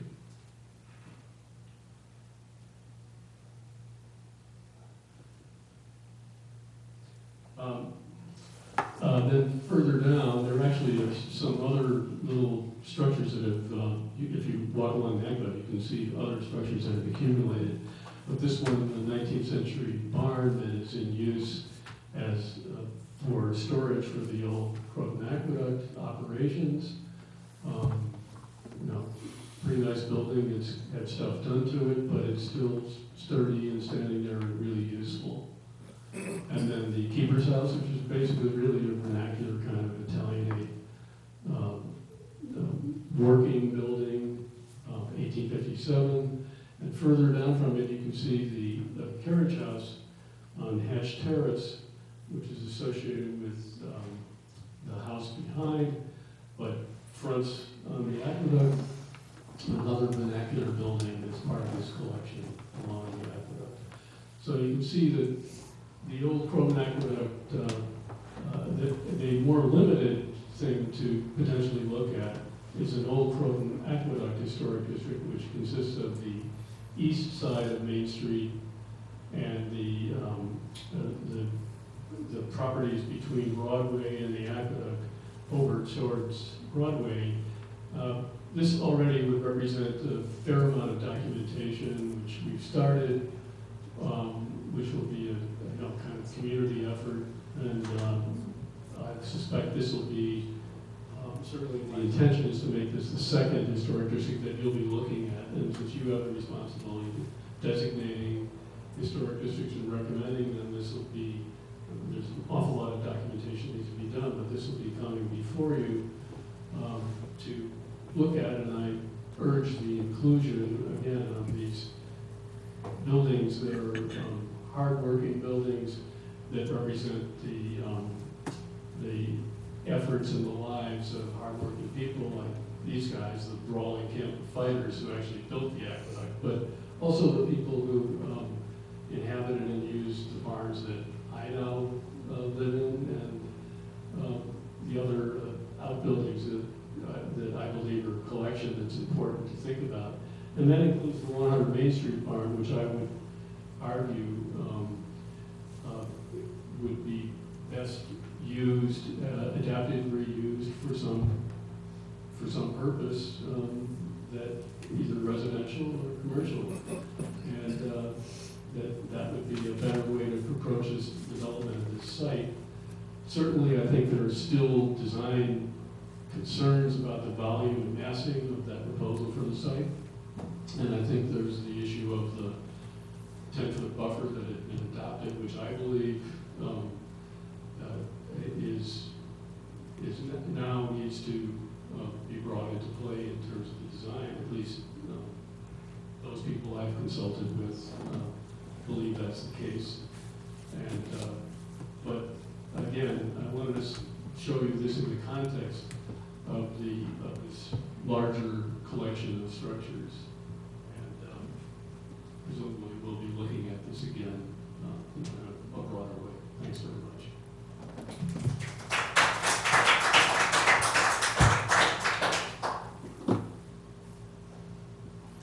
Thank you. That was interesting. Yes. I think Steve would otherwise suspect. I think that was great. As Steve, I think, understands, back in 1982, I think he had conversations with Karen Kennedy, as well as I did, about trying to do exactly the same thing. We actually worked with her for about 6 months. She was with the county. That's exactly what we were trying to do, is get a downtown historic district. One of the things that we've been working on a lot, not so much in this area, but in Charleston and Savannah, is the concept of heritage conservation. And I think it's an idea, I'm sure Steve's aware of it, familiar with it, but it's probably where we need to be heading for jobs. Because it isn't, I agree with Steve, it's not so much some famous person, some famous event, some first-class historic preservation building, which often makes it feel like it's being put under glass or in formaldehyde, is the living tradition that needs to be maintained. And I think that's very important. The challenge we've had, which I think you're all aware of, is that these ideas were initially looked at with that building, and the village did not support that. They actually denied it. So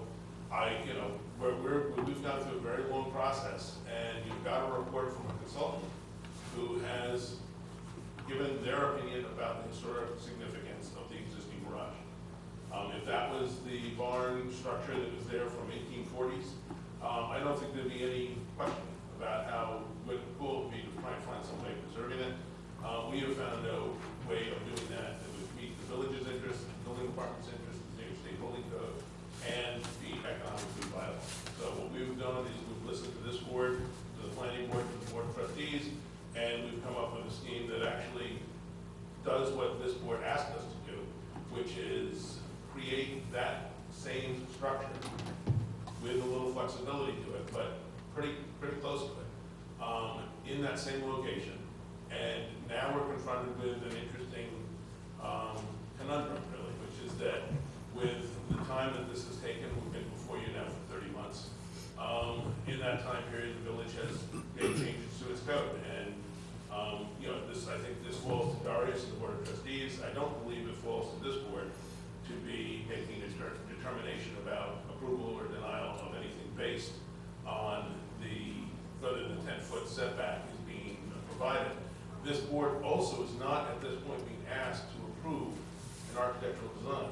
This board's charge on this application is a referral from the Board of Trustees for recommendation on site plan approval. So there's nothing that prevents this board from doing whatever it would like to do on that. The challenge that we have is that this has now been before you since last July, a year ago. And it's really time to move it on, even if what you're going to do is say, look, we think you adopted this 10-foot setback. We think these people should start over, or else at least get you know, some kind of consideration from the Board of Trustees, or maybe from the zoning board. There's different avenues for that, but again, it's not in front of this board. So, you know, whatever you guys would like to do, we would just like to be able to do something before. Thank you. We couldn't agree with you more on the last point, and I think we've been communicating with our village attorney and have had his recommendations on the setback issue. I'd like to reiterate a point or a couple of points from the preservationist whom we hired as a consultant to help us analyze the barn. I had really two primary concerns regarding the barn. The first was the question of the building's vintage, which was established, I think, thoroughly by the consultant. And the second was its value as part of the historical narrative for the aqueduct and for this potential new aqueduct zone of historic buildings. I had suspicions about the vintage of the building, but we really needed the consultant to help us understand its meaning and its value as a kind of string of other, not historically significant properties, but perhaps as an agglomeration, you know, something of value to maintain. And I think she was fairly clear on both points, which was that it was not contributing in either respect. I was a little bit surprised, but we respect her findings and her professionalism, and I think I think it certainly exceeds any of ours on this board. And sometimes you hire a consultant with a certain thing in mind, and they come back to you with something very different from what you expected. So we were probably as surprised as you are. What's important is not to reinforce what we already believe, but to get to the bottom of the question, to get to as close to what the nature of the meaning of this thing is. And I think she helped us get there, even if that upended our expectations. So I think it should be stated from our perspective, the board, that we, given her report, we no longer see this building as one that we believe should be preserved for its own sake. Hold on, let me go through these points. The second issue that has come to our attention is this question of the setback, which I think is a very important question to ask in the big picture.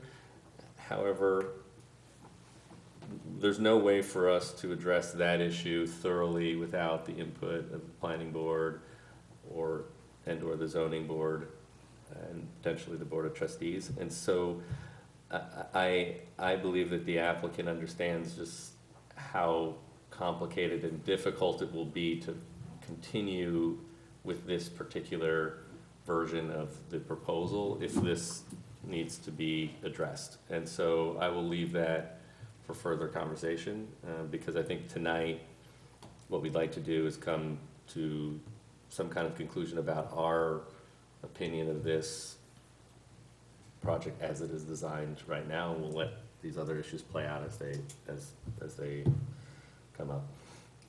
I will also say that contrary to what you have discussed, there are some design, massing, architectural detail problems with the proposal as it is, forgetting the 10-foot setback for now. I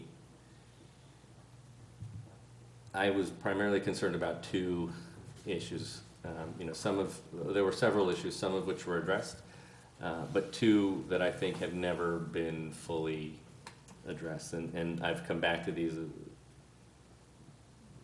probably every time we have a meeting. The first is that our stipulation about maintaining the massing of the barn was an important one, and when you put together the various components of this project, the square footage is required for the units, the internal circulation, the square footage you needed to build, the coverage for the parking, etc. That center portion that connects the rebuilt quote-unquote barn structure to the structure on Main Street grew in width significantly, and what it did is in many ways it kind of swallowed up a big part of the barn, of the new barn, and so the massing of that barn has been chipped away quite a bit. When you look at it in the elevation from the street, the side street, it appears to comply with many of the things that we had asked you to address, but I think three-dimensionally when we look at it, and I think this is present in some of your renderings, there's very little of the actual barn except a part of the elevation that remains. So I think that's a significant issue that from a design and massing perspective that I think we still think is problematic. And then there's another component which we brought up at some point, probably last year, which had to do with the connection between the new component, the new buildings and the old, the existing.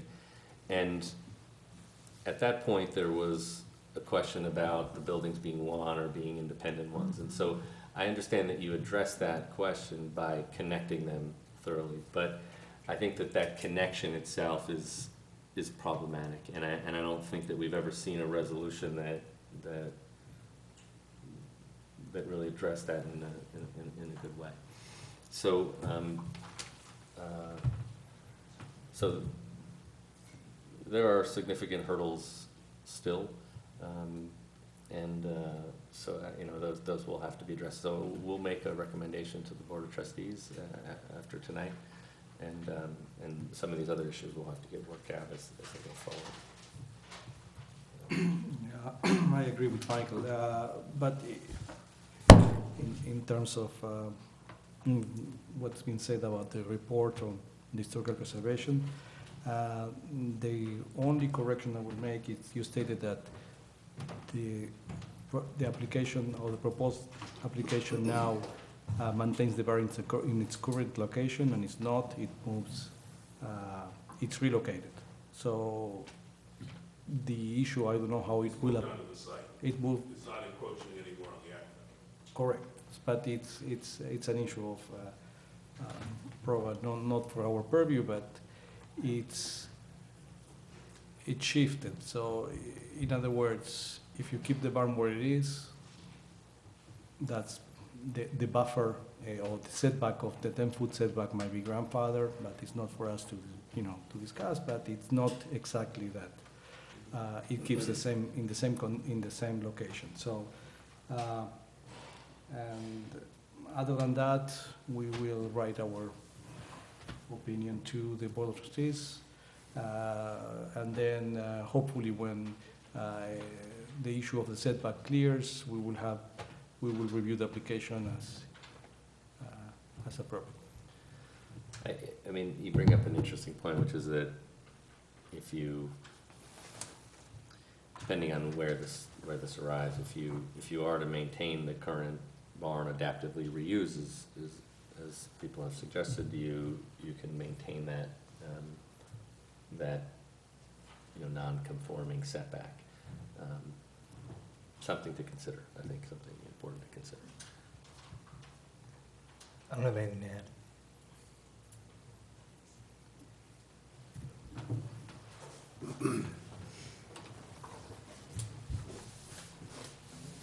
Just real quick, I agree with Patty about cultural landscapes and heritage conservation, but in a way that was the point. I mean, that I think going back to the consultant, I just wanted, for the record and for the folks that are here, the notion of preservation, they were addressing, they thought that the collection issue meant some official connection to aqueduct use.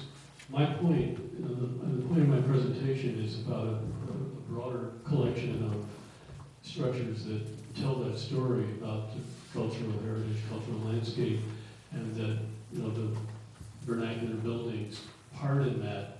So they didn't address that issue in their report.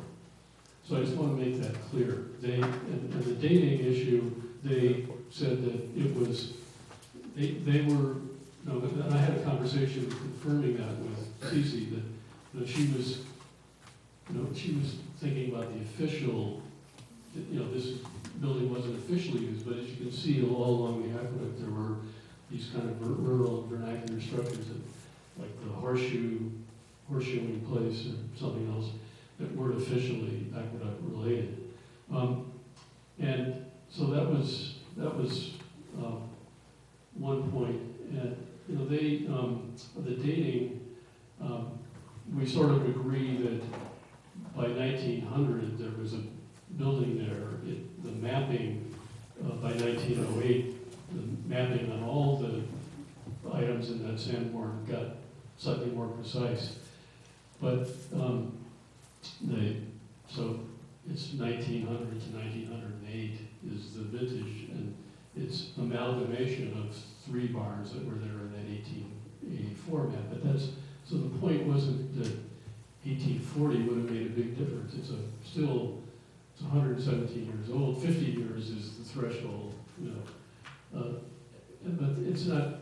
Really, my point is that keeping these buildings in use, adaptively reusing them, is sustainable for sure, but it's also part of, important part of telling the story. And the consultant didn't address that issue.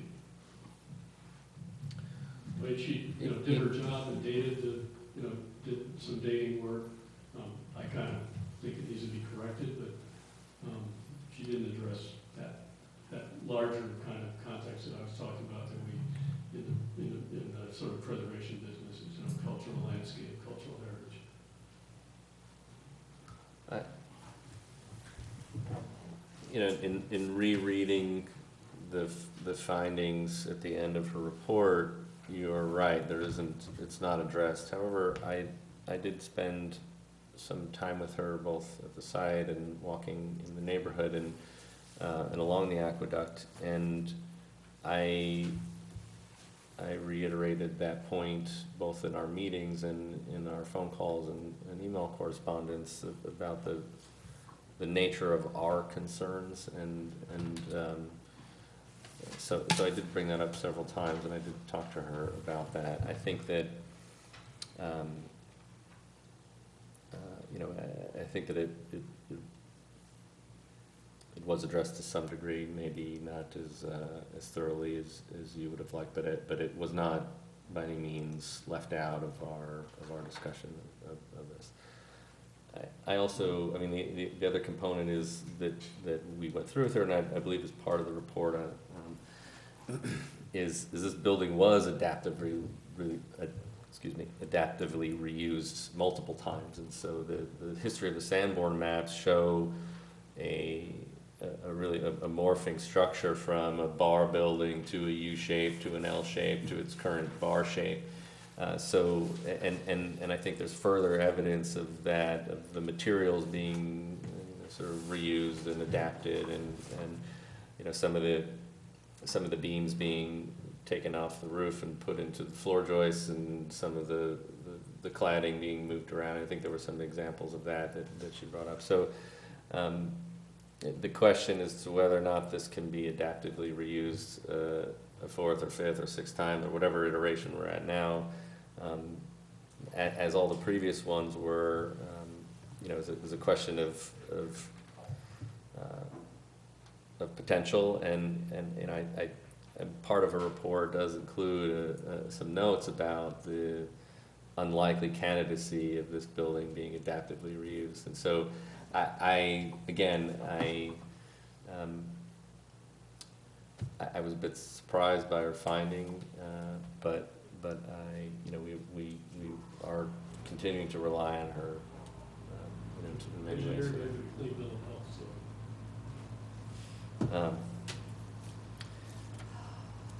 Any other, yes, please.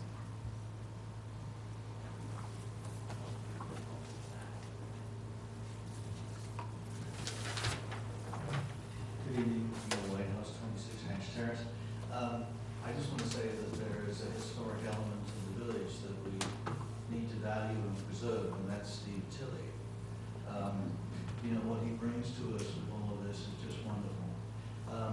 I think the point of the sort of the overall fabric in all of these things, whether it's 100, whether it's this particular barn building or any others, is that the historic fabric is so easily stripped away and so easily gone and gone forever, and that it's so easy for things to be brought down to a blizzard of details, so the lawyers can argue over the details. But I hope that if we're going to err going forward, I hope we err in the direction of placing a high value on the historic fabric of the village. Because it adds such value, and sometimes on a case-by-case basis, it's difficult to quantifiably justify. But value has many aspects. It's a coat of many colors. And wherever we can protect, I hope we will protect. I think also in relationship to this and the aqueduct, as we look at possible developments and we look at them from the front of the street, it's really important to look at them with the same critical view from the aqueduct. Because, you know, we are the custodians of this National Historic Monument. It provides us with so much in terms of quality in the village. And I just hope that whether it's SEP, whether it's views of the river, whatever it is, when we're looking at these things, I hope we start from the position of the historic fabric is valuable, stripping away. One of the proposals on this particular building, I recall, was there was a building of a similar shape that was just vinyl sided, could have been any building anywhere. What was stripped away was the value, which was the historic element of it. So thank you for all your efforts.